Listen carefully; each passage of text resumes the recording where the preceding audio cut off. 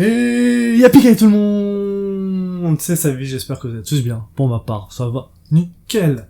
Il y a quelques jours pour cette vidéo, je savais pas sur quel manga partir, et donc je me suis dit, pour autant demander sur Instagram, donc je vous ai présenté 2 mangas sur Instagram, N-Couple, N-Kukos et Sakamoto Days, et puis après ça, je fais un petit sondage, où justement je vous demandais quel est le manga que vous préférez voir en vidéo, et vous avez choisi ce manga-là, N-Couple, N-Kukos, et j'ai trouvé cette expérience assez sympa. Donc je vais sûrement le refaire assez souvent, justement, faire une battle de 2 mangas sur Instagram, où je vous les présente, et puis après faire un petit sondage pour que vous puissiez voter pour le manga que vous voulez voir. Donc voilà, venez nous suivre sur Instagram, pour pas louper la prochaine battle au manga. Et puis voilà, on est parti pour N-Couple, N-Kukos. Donc Ludo, balance le générique. C'est l'heure du...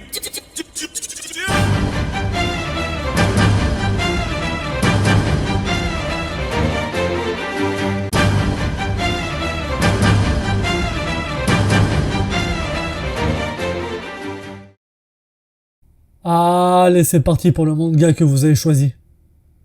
Donc le manga N-Couple of Kukosh est un manga réalisé par Miki Yashigawa. Et d'ailleurs, le temps qu'on parle du mangaka, c'est celui qui a fait Yamadaku, un manga assez sympathique que j'ai dans ma bibliothèque. Donc si un jour vous voulez qu'on en fasse une vidéo, dites-le moi en commentaire.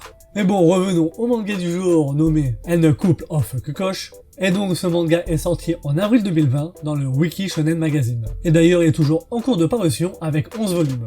Pour la France, le manga est sorti très récemment car il est arrivé en avril 2022 avec 2 volumes sortis d'un coup chez Pika Édition. Et le dernier petit truc, c'est que le même mois, en avril 2022, un animé est sorti. Pour l'animé, c'est le studio Shin-En Animation qui s'en occupe. Normalement, il y aura 24 épisodes et vous pouvez retrouver cet animé en France sur Crunchyroll en simulcast. Et le dernier petit truc à dire sur cet animé, c'est qu'une VR va aussi bientôt sortir. Donc voilà pour la présentation de N-Couple of Kukosh. Et donc là, si tu as jamais lu ou regardé cette heure, tu te demandes sûrement de quoi ça parle. Eh ben t'inquiète pas, je vais te le dire. Mais avant ça, la pub traditionnelle de notre chaîne YouTube.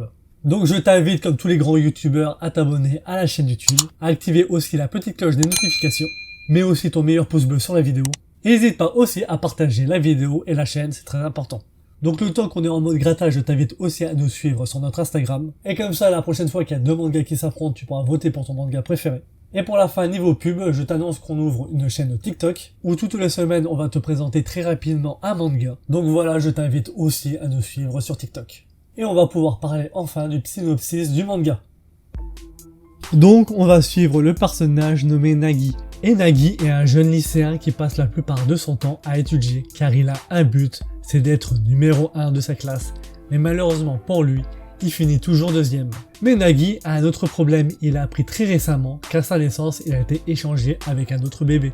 Et c'est aujourd'hui qu'il doit rencontrer ses parents biologiques. Mais avant ça, Nagi décide d'aller à la bibliothèque pour pouvoir étudier. Et sur le chemin de cette bibliothèque, il rencontre par hasard une jeune fille nommée Erika. Et Erika est vénère de ouf contre son père, car son père a décidé de la fiancer. Et d'ailleurs, c'est aujourd'hui qu'elle doit rencontrer son fiancé. Et donc, après 2-3 péripéties, Nagi et Erika se séparent. Et Nagi peut enfin se mettre en route pour aller rencontrer ses parents biologiques. Et une fois arrivé là-bas, après quelques minutes avec ses parents biologiques, il fut très surpris, car Erika arrive dans la pièce. On lui annonce dans la foulée que lui et elle vont bientôt se fiancer, car ça arrange leurs parents, comme ça tout le monde fera partie de la même famille. Et donc on va suivre l'histoire de Nagi et Erika, et de leur toute nouvelle famille. Bon, N-Couple N-Kukos est un shonen / tranche de vie / amour / comédie. Oh là là, ça faisait longtemps qu'on n'avait pas parlé d'un manga d'amour. Le dernier en date, je crois que c'était Love Ending, un très bon manga. Et ouais, t'as raison mon Billy. D'ailleurs, pour ceux qui veulent aller voir Love Ending, je vous mets un petit lien en haut de votre écran. Ok, maintenant je comprends mieux pourquoi il y avait marqué ça sur mon texte. C'était pour que tu fasses une vieille pub toute pourrite. Tu me dégoûtes. D'ailleurs, je suis tellement dégoûté par toi que je vais vite me tailler. Donc, Savi, qu'est-ce que tu penses de ce manga? Ok, bon bah pour être franc avec vous, N-Couple of Kukos, c'est un très bon manga d'amour. Ok, merci, bon allez vas-y, ciao. Et ça se voit pas, mais je te fais un gros doigt, enculé. Ok, cool. Excuse-moi Billy, mais t'es sûr de vouloir partir? Car il y a un peu de fanservice dans le manga. Ok. Non mais quand je t'ai dit que je te faisais un doigt, c'était le pouce en fait, je me suis trompé. C'est en mode le pouce, comme le pouce bleu que toi derrière ton écran tu dois mettre. D'ailleurs j'ai bien aimé ta petite pub à la con, c'était très sympathique. Ah ouais, c'est ça. Ok, vas-y, ça marche. Bon, revenons au manga du jour. Donc comme je le disais tout à l'heure, N-Couple of Kukosh est un très bon manga de type amour. Et d'ailleurs, il me fait beaucoup penser à deux mangas qui étaient dans le Wiki Shonen Jump. Et ces deux mangas sont Nisekoi et We Neverland, qui sont tous deux de très bons mangas de type amour-comédie. Car comme dans Nisekoi, nos deux héros sont un peu forcés à se marier ensemble. En plus, la famille de Nagi nous fait penser un peu à des Yakuza. Même si c'est pas vraiment des Yakuza, c'est des anciens voyous. Mais bon, enfin bref, la famille de Nagi me fait beaucoup penser à la famille du héros de Nisekoi. Et pour ce qui est de We Neverland, là aussi ça va être pour le personnage de Nagi. Car comme le personnage de We Neverland, Nagi n'a pas beaucoup d'amis et surtout c'est un bureau de travail. Il pense H24 aux études sans profiter de la vie. Mais bon, après il y a quand même pas mal de grosses différences entre ces trois mangas. Déjà la première différence entre Un Couple of Cuckoos et Nisekoi, ça va être la relation avec les deux personnages. Car comparé à Nisekoi, les deux personnages ne se détestent pas. J'irai même plus loin dès le début du manga où on sent une certaine alchimie entre les deux. Après là c'est plus une alchimie amitié que amour, car on est au début du manga, mais voilà. Et d'ailleurs ça c'est l'un des trucs que j'ai le plus kiffé dans ce manga. Le fait que les deux personnages ne soient pas en guerre, qu'ils s'apprécient un peu et surtout qu'ils aiment bien se taquiner. Car par exemple, au début du manga, Erika n'est pas dans le même lycée que Nagi. Et donc tu doutes bien que pour le scénario, nos deux héros doivent faire partie du même lycée. Et donc pour une raison à la con, Erika se fait expulser de son ancien lycée et doit débarquer dans le nouveau lycée de Nagi. Et ça, Erika va le cacher à Nagi, juste pour voir la gueule de Nagi quand elle va débarquer dans sa classe. Et je sais pas pourquoi, mais j'ai surkiffé cette scène. Et d'ailleurs, ils font plein de trucs comme ça, juste pour se taquiner. Et réellement, c'est un truc que j'ai surkiffé dans le manga. Car je trouve que cet aspect de taquinerie, justement, ça les rend très humains, ça les rend très réels. Et maintenant on va parler de l'autre aspect que j'ai bien aimé, c'est d'ailleurs en rapport avec We Neverland, c'est le fait que Nagi, comme le héros de We Neverland, pense vraiment qu'aux études. Il passe réellement leur tiers de son temps H24 à étudier. Et le fait que Nagi étudie autant, il y a deux raisons. La première raison, c'est comme We Neverland, c'est pour aider plus tard sa famille. Et la deuxième raison, et d'ailleurs c'est pour ça qu'il veut devenir le numéro 1 de sa classe, c'est que le jour où il battra justement la personne qui est numéro 1, qui est une fille, ce jour-là, il a décidé de lui déclarer son amour. Et le truc cool, c'est que dès le premier volume justement, il arrive à la battre et il lui déclare son amour. Et d'ailleurs ça, je trouve ça assez cool. Car pour une fois, dès le début du manga, le héros déclare sa flamme à la fille qu'il aime. Et donc comme je disais, pour une fois, on va pas voir tout ce qui est chichi en mode je vais lui déclarer sa flamme, non c'est pas le bon moment, oh il y a un truc qui m'en empêche, etc., etc. Là on fonce dès le début. Et je trouve ça hyper cool et j'ai qu'une hâte, c'est de voir l'évolution des trois personnages. Car évidemment, qui dit manga amour dit triangle amoureux, etc., etc. Donc voilà pour les bases, le scénario du manga et le personnage principal qui est Nagi. Avant de parler du dessin, on va parler en deux d'un truc que j'ai apprécié dans le manga. C'est tout ce qui est aspect réseaux sociaux. Et surtout le fait que Erika essaye de percer sur Instagram. D'ailleurs, on peut dire qu'elle a un peu percé car elle est un peu connue. Et donc ça, comme je le disais, c'est un truc que j'ai assez aimé. Car comme le fait que nos deux personnages se taquinent beaucoup, le fait que Erika poste sa vie sur Instagram, essaie de faire des très belles photos, etc., etc., ça aussi, ça la rend beaucoup humaine. Elle me fait vraiment penser aux lycéens d'aujourd'hui. Et ça, réellement, je trouve ça hyper cool et intéressant. De plus, le fait que Erika essaie de faire de très belles photos, ça va impliquer Nagi dedans, car on peut dire que Nagi a un certain talent caché pour prendre de magnifiques photos sans le faire exprès.